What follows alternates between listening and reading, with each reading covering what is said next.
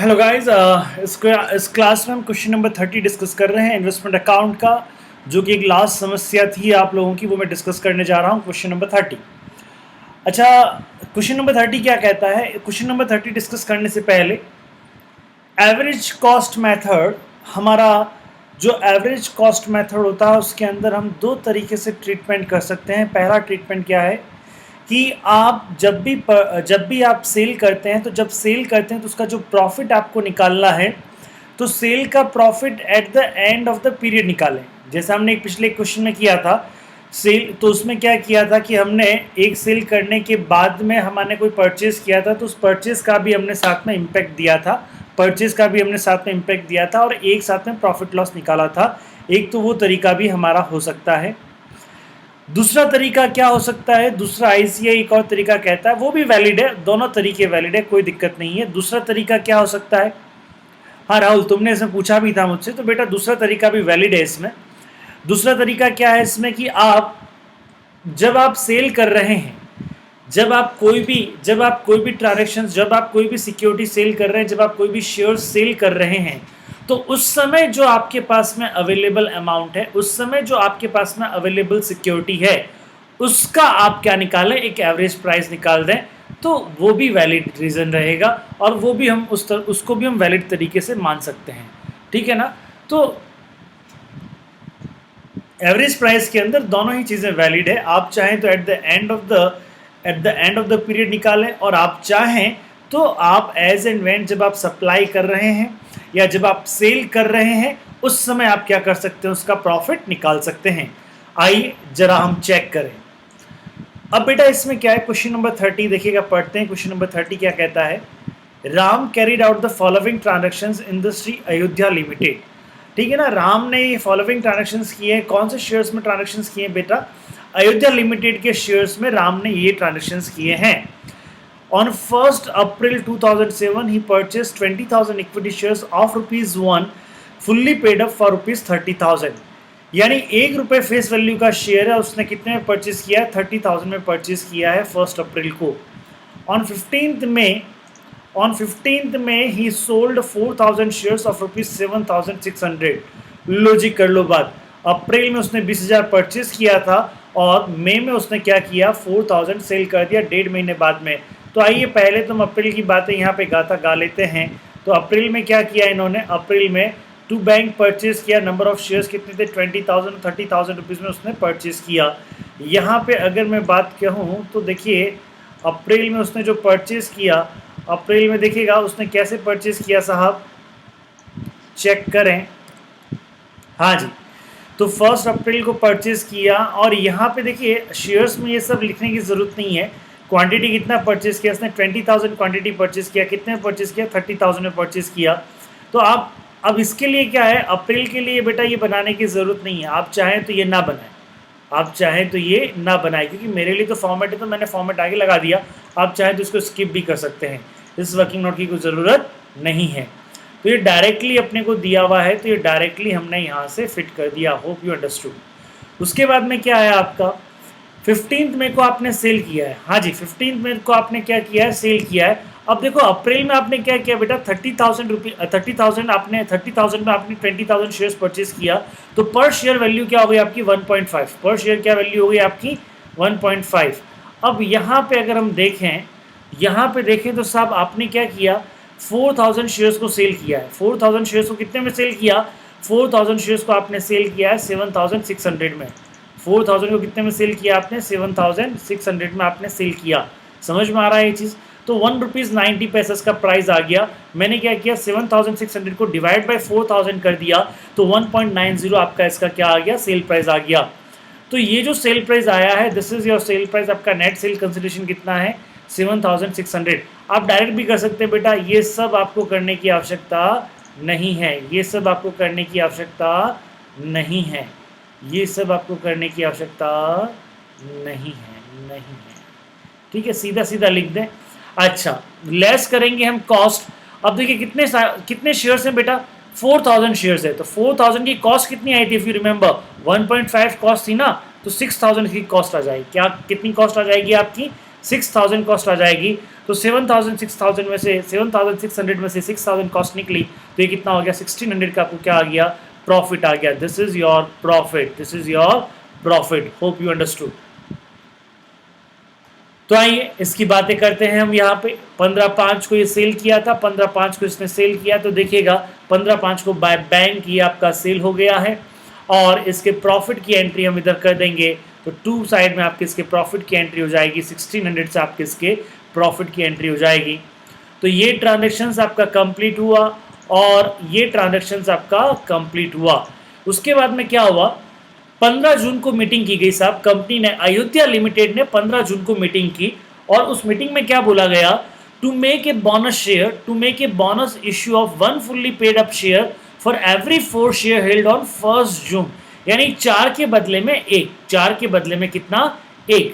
तो जरा हम देखें यहाँ पे कौन सी डेट है भैया, ये डेट है 1 जून। तो 1 जून को हमारे पास में, 1 जून को हमारे पास में कितने शेयर्स थे, तो 1 जून को जब बोनस इश्यू हुआ है तो हमारे पास में 16000 शेयर्स थे, क्योंकि 20,000 शेयर्स में से 4000 तो मैं सेल कर दिए, तो हमारे पीछे कितने बचे, 16,000 शेयर्स थे। 4:1 का रेशियो था, तो हमारे पास में 4000 शेयर्स आ गए, हमारे पास में 4000 शेयर्स आ गए। Hope you understood. अब देखिए, अब ये जो भी बैलेंसिंग फिगर कॉस्ट है ना, ये जो भी बैलेंसिंग फिगर कॉस्ट है वह वापस हमारे कितने 1000 शेयर्स की है, 20,000 शेयर्स की है। समझ में आ रही है ये बात। 30,000, देखिए अगर मैं बात कहूँ यहाँ पे 30,000, अगर मैं कहता हूँ 30,000 प्लस 1,600, इट कम्स आपका 31,600 माइनस 7,600। तो ये जो 24,000 की कॉस्ट है, ये जो 24,000 की जो कॉस्ट है बेटा, वह 24,000 अब अगेन कितने शेयर्स की कॉस्ट है, 20,000 शेयर्स की कॉस्ट है। समझ में आ गई बात, हाँ जी, क्लियर है ना, ओके। क्योंकि बोनस शेयर जैसे ही आ जाता है तो हमारी कॉस्ट क्या हो जाती है, कॉस्ट रिड्यूस हो जाती है, वेटेड कॉस्ट हो जाती है। चलिएगा उसके बाद में क्या किया गया, to give its member the right to apply, एक राइट शेयर्स भी है भैया, 1 shares for every 5 shares held at a price of 1.5 per share of rupees 0.75 is payable on before 15th July and rupees 75 per share on before 50th September। क्या मतलब है, 1.5 रुपए में company right shares भी दे रही है, 1.5 रुपए में कंपनी राइट शेयर्स भी दे रही है। और राइट शेयर्स कैसे आ रहा है, 1 शेयर्स फॉर एवरी 5 शेयर्स, यानी 5 के बदले में 1 शेयर्स का राइट मिलेगा, 5 के बदले में 1 शेयर्स का राइट मिलेगा। और वो भी कौन सी डेट को आ रहा है आपका, 15 जून को आ रहा है आपका। हाँ जी, यहाँ पे अगर मैं बात कहता हूँ कौन सी डेट को, ये सेम डेट को है, यानी बोनस का और अगर मैं बात कहता हूँ बोनस एंड राइट दोनों ही सेम डेट को आ रहा है। तो अब मुझे एक चीज़ बताइए, तो ध्यान रखिएगा, ऐसी कंडीशन में जो राइट शेयर्स है ना, वो राइट शेयर्स इन बोनस पे नहीं मिलेंगे, राइट शेयर्स इन बोनस पे नहीं मिलेंगे, क्योंकि दोनों ही एक ही डेट को आ रहा है। अगर सपोज कीजिएगा बोनस की डेट के बाद में अगर राइट डेट आता, तब तो आप क्या करते, बोनस के शेयर्स पे क्या देते, राइट देते। लेकिन ये दोनों चीज़ें क्या हो रही है, दोनों का अनाउंसमेंट सेम डे को हो रहा है। तो अगर सेम डे को अनाउंसमेंट होता है तो बोनस पे फिर राइट नहीं मिलता है। तो अब ओरिजिनल शेयर्स कितने थे, 20,000 में से कितना अपन ने सेल कर दिया था, 4,000। तो ओरिजिनल शेयर्स कितने रहे थे आपके, 16,000। तो ओरिजिनल शेयर्स कितने रहे थे, देखिए total number of shares as on date of declaration कितना था आपका, 16,000 as on declaration of the date, जिस डेट को आपका राइट और बोनस डिक्लेयर हुआ था उस दिन आपके पास में शेयर्स थे 16,000। क्या बेसिस था आपका, 1:5 का बेसिस था। तो यानी 16,000 डिवाइडेड बाई 5 करते हैं तो राइट शेयर्स का एंटाइटलमेंट कितना होता है, 3,200 शेयर्स का एंटाइटलमेंट होता है। इन भाई साहब ने क्या किया, देखें,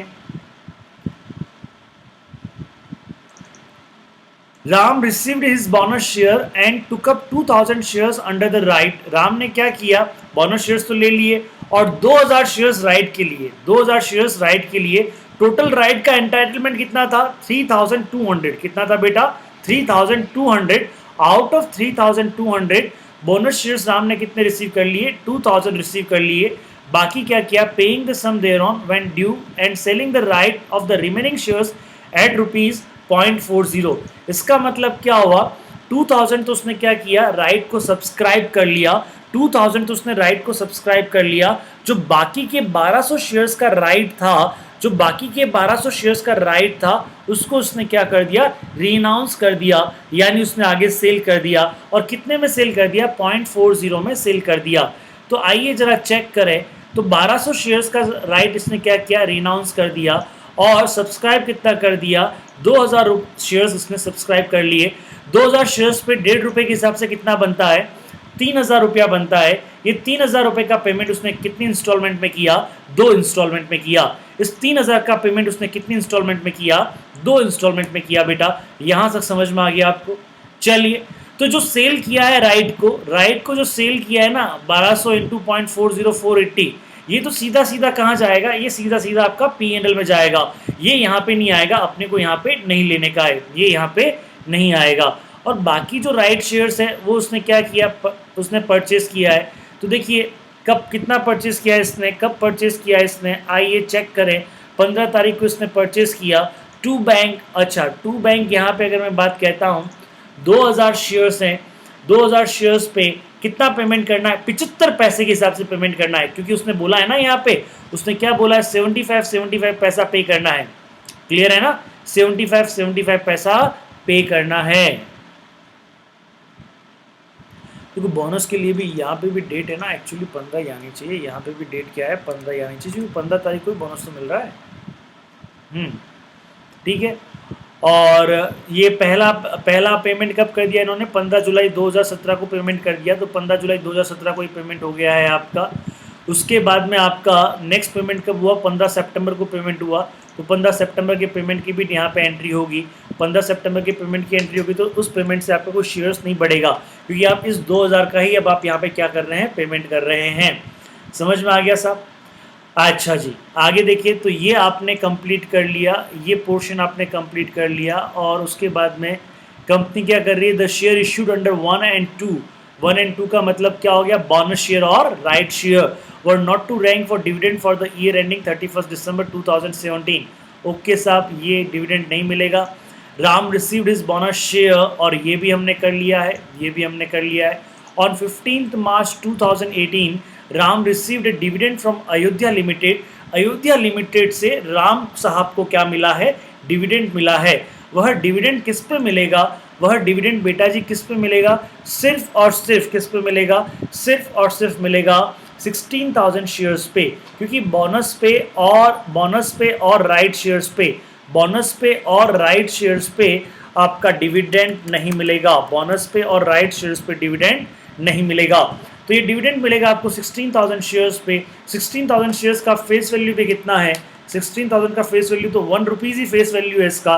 तो इंटू 15%, तो 2,400 रुपया, 2,400 रुपया आपको डिविडेंड मिलेगा। तो यहाँ पे इंटरेस्ट की जगह मैं यहाँ पे लिख देता हूँ डिविडेंड, मैं यहाँ पे लिख देता हूँ डिविडेंड। ये आपको डिविडेंड यहाँ पे मिल जाएगा। होप आपको समझ में आ गया होगा। तो ये पॉइंट भी हमने डिस्कस कर लिया। On 30th March, Ram received 14,000 from the sale of the 10,000 shares। तो अब देखिए 30th मार्च को राम ने क्या किया है, कितने शेयर सेल किए हैं, 14,000 शेयर्स, 14,000 रुपीज़ में 10,000 शेयर सेल किए। तो कितने 1000 शेयर सेल किए, 10,000। तो अब पहले तो सबसे पहले बात करें यहाँ पे 30th मार्च, अगर मैं बात कहता हूँ 30th मार्च को अगर यहाँ पे इसका बैलेंसिंग फिगर निकालें, तो 30th मार्च को आप मुझे बताओ ये टोटल कितने शेयर्स थे, 20 और 4 24, तो 26 में से कितने चले गए। अगर मैं कहता हूँ 26 में से 4 चले गए, तो पीछे कितने शेयर्स बचे आपके, 26 में से 4 चले गए, पीछे बचे आपके 22,000 शेयर्स। तो 22,000 शेयर्स आपके पास में हैं। अगर मैं यहाँ पे बात कहूँ तो 22,000 शेयर्स आपके पास में हैं। तो यहाँ पे अगर बात कहें तो 22,000 आपके पास में शेयर्स हैं। मैं ऐसे ही निकाल रहा हूँ, यहाँ पे बैलेंसिंग फिगर करके एक तरह से मैं निकाल रहा हूँ। 22,000 शेयर्स आपके पास में क्या है, बैलेंसिंग फिगर है। अच्छा, उसका बैलेंसिंग फिगर का प्राइस कितना है, देखो इन सबको ऐड करो, इन सबको ऐड करते तो कितना आता है आपका 30,000 प्लस 1,600 प्लस 1,500 प्लस 1,500, उसमें से कितना लेस करना है, क्रेडिट साइड में कितना 7,600। तो ये कितना प्राइस आ गया आपका 27,000। ये कितना प्राइस आ गया आपका 27,000। तो this is your price 27,000। Hope you understood, ये आपको समझ में आया होगा। तो अभी इनका प्राइस क्या है, जब आप 30 तारीख को, जब आप ये 30 तारीख को क्या कर रहे हैं, सेल कर रहे हैं, जब आप 30 तारीख को सेल कर रहे हैं, कितने शेयर सेल कर रहे हैं, 10,000 शेयर सेल कर रहे हैं, उस समय कंपनी के पास में, सॉरी उस समय राम जी के पास में अयोध्या लिमिटेड के कितने शेयर्स हैं, 22,000 शेयर्स है, और ये 22,000 शेयर्स का कुल कितना इनका कॉस्ट लगा हुआ है, 27,000 कॉस्ट लगा हुआ है। तो यहां से एक एवरेज कॉस्ट निकलेगी और वो एवरेज कॉस्ट से हम प्रॉफिट और लॉस कैलकुलेट करेंगे। होप आपको ये समझ में आया होगा।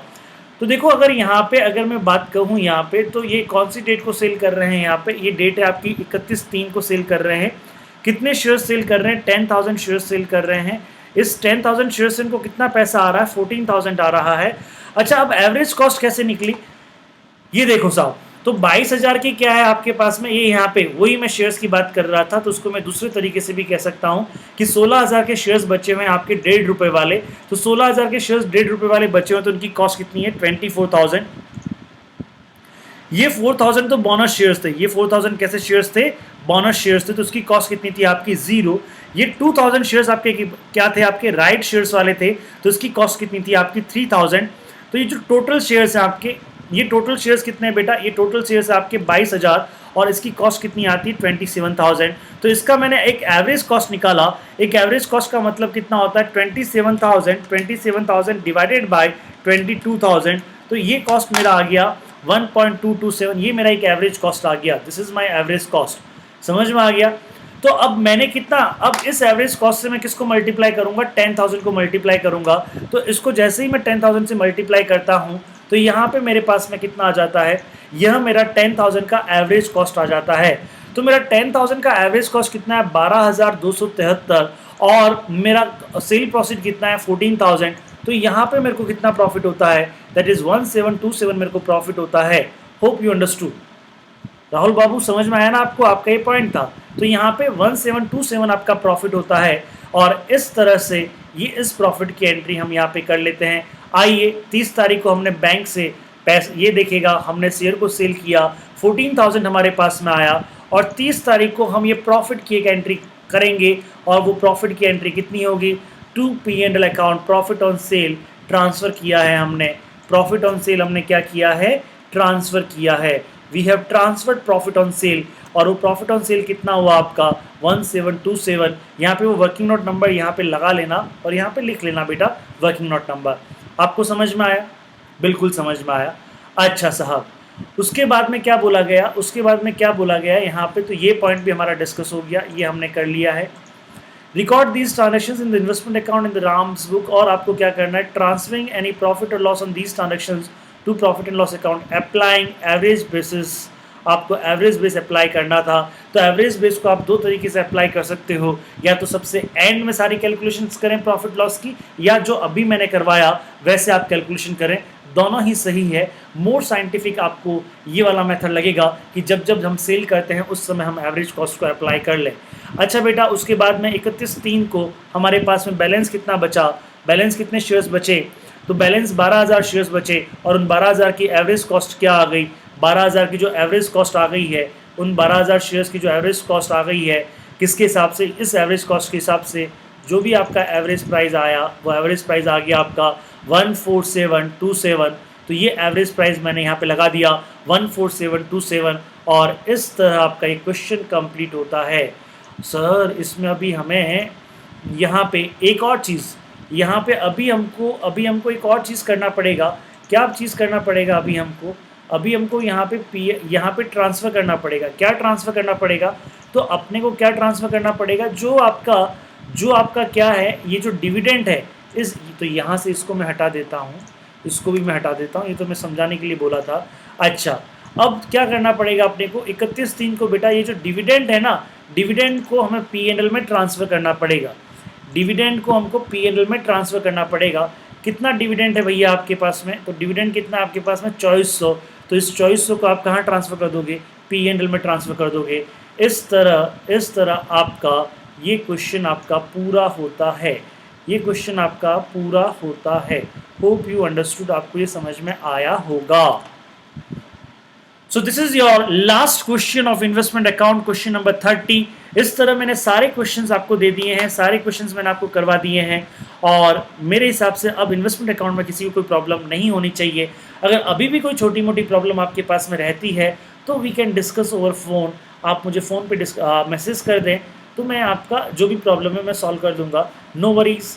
सो ये क्वेश्चंस होने के बाद में अब बेटा कल से हम नया चैप्टर लेंगे, और वो नया चैप्टर होगा आपका दैट इज फॉरेन ब्रांच। वो कौन सा चैप्टर होगा आपका? Foreign branch. ठीक है साहब, तो इन्वेस्टमेंट अकाउंट में इतना ही। मेरी तरफ से इन्वेस्टमेंट अकाउंट कंप्लीट होता है। Enjoy your investment account, take care, bye bye.